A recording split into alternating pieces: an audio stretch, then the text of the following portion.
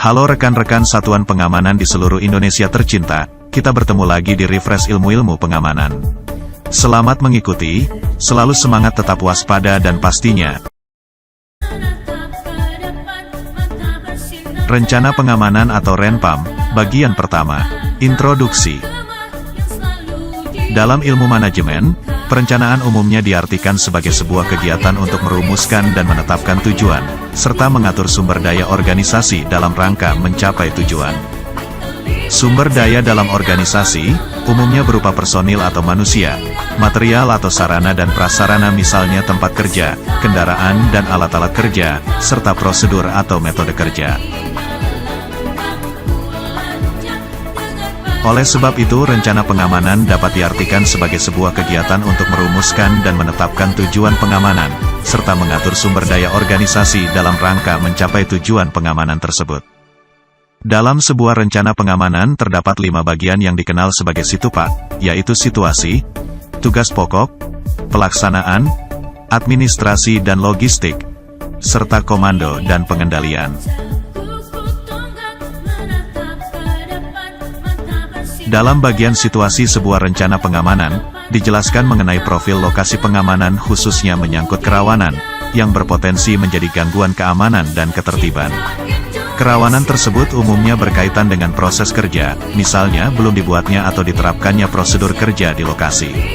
Lalu kerawanan yang berkaitan dengan personil atau orang, misalnya saja personil satpamnya kurang, atau tidak terlatih. Setelah itu kerawanan yang berkaitan dengan hal-hal teknis misalnya, lokasi kerja tidak punya pagar perimeter, atau pagarnya terlalu pendek, atau mungkin tidak punya CCTV. Yang terakhir kerawanan yang berkaitan dengan lingkungan sosial misalnya, komunikasi dengan penduduk sekitar kurang harmonis.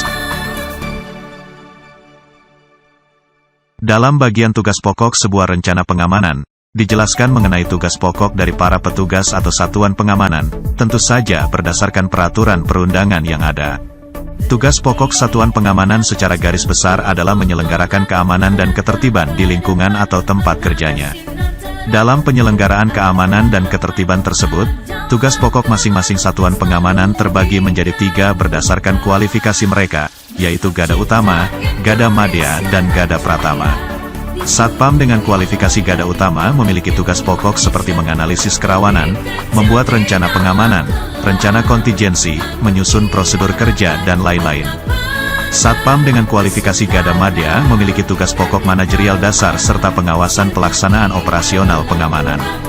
Sedangkan Satpam dengan kualifikasi Gada Pratama memiliki tugas pokok sebagai pelaksana operasional pengamanan.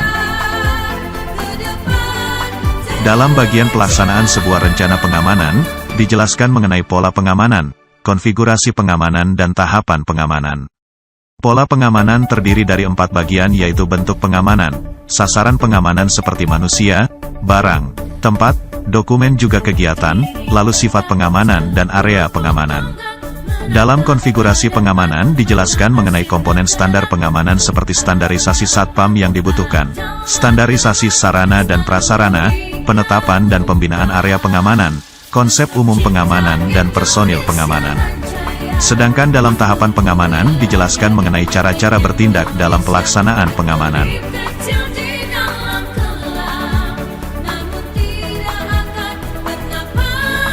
Dalam bagian administrasi dan logistik sebuah rencana pengamanan, dijelaskan mengenai personil dan sarana serta prasarana. Bagian personil menjelaskan mengenai jumlah personil serta pengaturan jadwal kerjanya. Sedangkan bagian sarana serta prasarana menjelaskan mengenai misalnya jumlah pos satpam yang ada, peralatan dan perlengkapan operasional pengamanan seperti handi talki, senter, hingga kendaraan operasional pengamanan seperti motor patroli, mobil patroli, hingga biaya-biaya yang dikeluarkan untuk pelaksanaan operasional pengamanan tersebut. Dalam bagian komando dan pengendalian sebuah rencana pengamanan, umumnya dijelaskan mengenai hierarki komando dalam sebuah struktur organisasi pengamanan, dan pengendalian organisasi pengamanan. Struktur komando organisasi pengamanan menjelaskan mengenai siapa, bertugas apa, memiliki kewenangan apa, bertanggung jawab kepada siapa, hingga saluran komunikasi seperti apa yang digunakan dalam sebuah struktur organisasi pengamanan tertentu. Sedangkan pengendalian menjelaskan mengenai posisi pengendali dalam situasi-situasi umum dan pada situasi-situasi khusus, seperti misalnya pada kejadian-kejadian darurat atau kahar.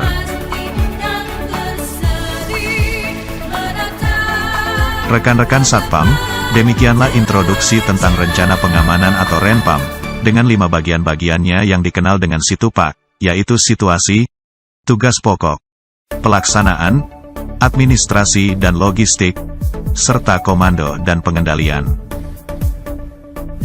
Dengan penyusunan rencana pengamanan yang baik yang mencakup kelima bagian-bagiannya tersebut, pelaksanaan operasional pengamanan juga akan berjalan dengan optimal. Ikuti terus bagian selanjutnya yang akan mengupas lebih dalam mengenai Renpam. Tetap waspada, jaga kesehatan dan keselamatan. Kita bertemu lagi di materi berikutnya.